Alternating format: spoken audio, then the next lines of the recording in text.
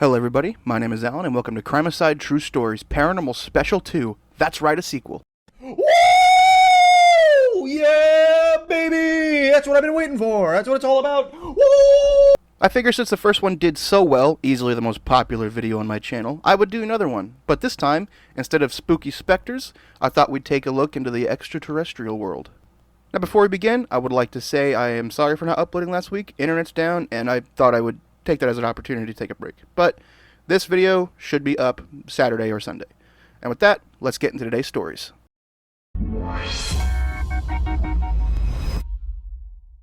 This first story is from Reddit user Please Bleed With Me.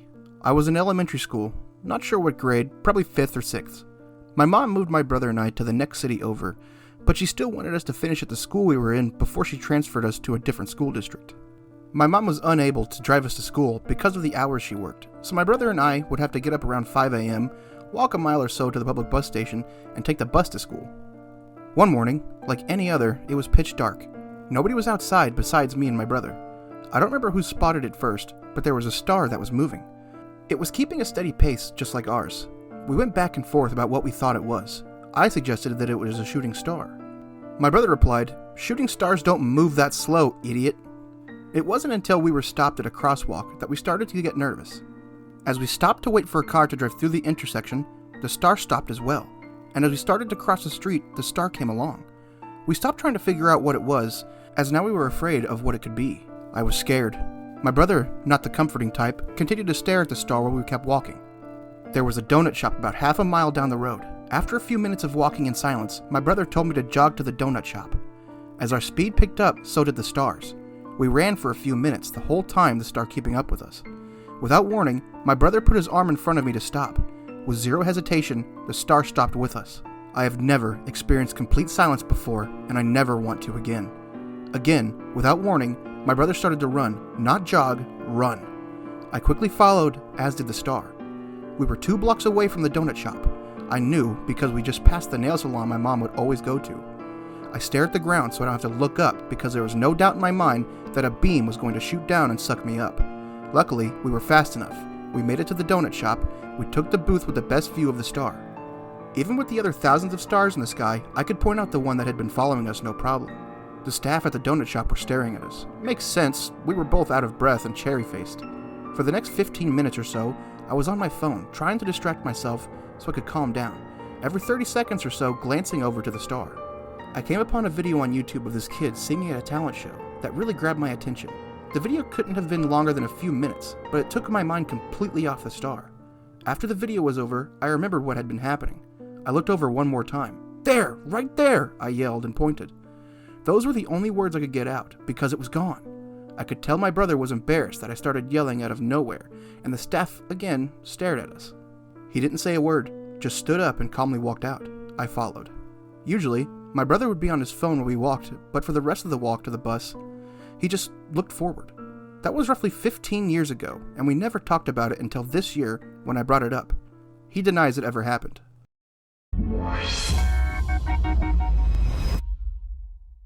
This next story is from Reddit user King Akatosh.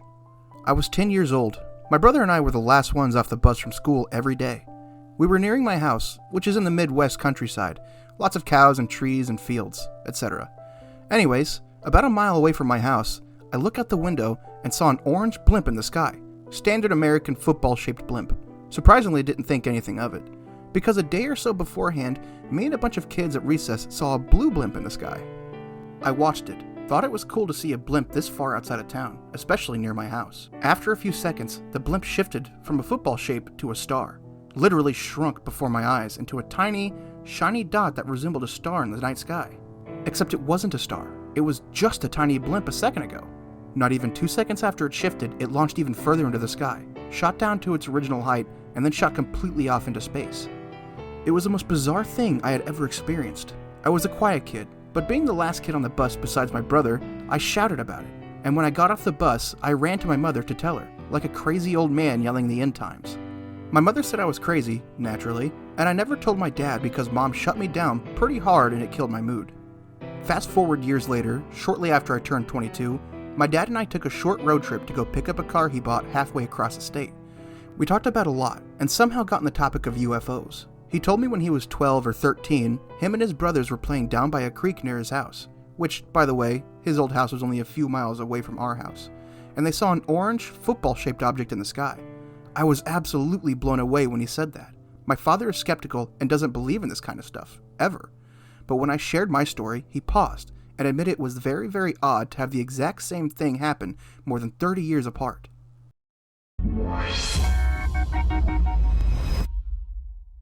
This next story is from Reddit user space_Daniel. I hope it's cool to post this story here. If not, my apologies to the mods. There is a caveat of paranormal weirdness in here, if you stick around towards the end. I'm going to start with some context because I think it's important. I have not shared this with anyone outside of a few close friends and my wife. So in my life, I've had 3 UFO experiences. For context, I'm a 40-year-old male living in the southeastern United States.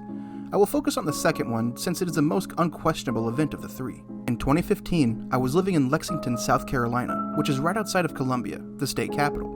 On October 5th of that year, we experienced a 1,000-year flood that shut everything down and caused major damage throughout the Lexington-Columbia area. My job requires me to be at work at 3:30 or 4 a.m., same job I have now as I had then. My job was shut down on account of the flood, but my great and wonderful company decided I needed to be there the next day to assess the damage, despite the fact that I would have to drive through the flood. Anyway, so I woke up at 2, went downstairs, made some coffee, and per my usual morning routine, I stepped outside on our back porch to have my coffee and enjoy the stillness of the twilight hours in solitude. It was lightly raining, not enough to mind it, and the sky was totally overcast with low clouds. That's important. We were in the suburbs, about 2 blocks off of the main drag through town, Sunset Boulevard 378. So we weren't in the sticks, but we weren't metropolitan either. The sky was a slight orange from the streetlights reflecting off the cloudy sky. Our house was at the end of a cul-de-sac. There were tall lime trees lining the back of the property. So I'm drinking my coffee, leaning on the banister of the deck, and in front of me in the sky, I can see something moving in my direction. My first thought was, oh, it's an owl, or some kind of large bird, judging by its shape. But slowly, as the shape got bigger and bigger, I realized that it looked smaller because it was far away, and once it was overhead, it came into clear view. It moved slowly, but it all happened so fast at the same time. It was overhead, over the house, over the pine trees, but under the clouds. It was a black triangle with a textured pattern on the bottom, the only side I could see. The texture is hard to describe. Adidas makes a soccer shoe called the Nemesis. Google it, and that's sort of how it looked. Embossed lines, perfectly black. The trees were probably about 40 to 50 feet, so I estimate the thing was about 60 to 80 feet off the ground. Pretty low. It was about the size of a Walmart parking lot. It made absolutely zero noise whatsoever, but there were no lights. It moved as with intention, but with no deviation in direction, like an air hockey puck perfectly gliding on a fixed trajectory. It was slow, maybe faster than a bicycle, but slower than a car. I don't know, 20 miles per hour if I had to guess. Once it made over the house, I chased it through the gate on the side of the house, yelling to myself at 2:30 a.m., "What the fuck was that? What the fuck was that?" In the front yard, looking at it, just quietly, discreetly skating off into the darkness, perfectly straight on, totally indifferent. I regret not getting any pictures. It just didn't occur to me. It came and went so quickly. In the moment, I just didn't know what to think. It's like my brain had nothing to reference against what I was seeing. It wasn't a bird. It definitely was not a plane. I thought maybe it was a drone, but it was too big and totally silent. It was difficult to process in the moment, but I saw what I saw, no question about it. Anything outside of your scope of understanding or knowledge is the definition of alien. If I were to make up a story about seeing a UFO, a black, silent triangle is probably the last thing I would come up with. I wonder if the flood had anything to do with its presence. It seemed too wild for it to not be connected somehow. The third encounter, I was stargazing with my son on the same deck at the same house. We have moved since. I was playing with the Google Sky app because I'm lame and took a while to get a smartphone, so I was amazed at all the apps. Anyway, we were finding stars, clear night, and then identifying them with the app. One particularly bright star stood out to the east of us, and I overlaid the phone with the star. The app showed nothing in the sky in that region. We calibrated it as well. As soon as I said, "Hey, there's no star there," it zoomed across the horizon, stopped, paused, then zoomed up, then blinked out like an old tube TV turning off. Its movements were very smooth and precise. If I were to hold up a yardstick in front of my field of vision with my arms extended, this thing went from one end to the other in a second. I couldn't say what its actual distance was from where I was standing, but it must have been an incredible distance to travel that quickly, and to stop on a dime, then redirect and disappear. My son was too young at the time to think much of it. I had heard from the wacky world of UFO conspiracies from some people that UFOs can tell if you notice them, and I had always thought it was baloney. But I have to admit, this thing tore off the second I noticed it and said something out loud. Pretty weird stuff. Sorry for the length, that's my story. Thanks for listening. Before we get into the final story, if you enjoy my content, be sure to comment, like, subscribe, and ring that notification bell for updates on my content. I don't just read scary stories on the internet, I also do true crime cases, and I also have a show called Drinking Out Loud where I try my best to have guest star on it. So if you like that kind of stuff, be sure to check that out too. And with that, let's get into the final story.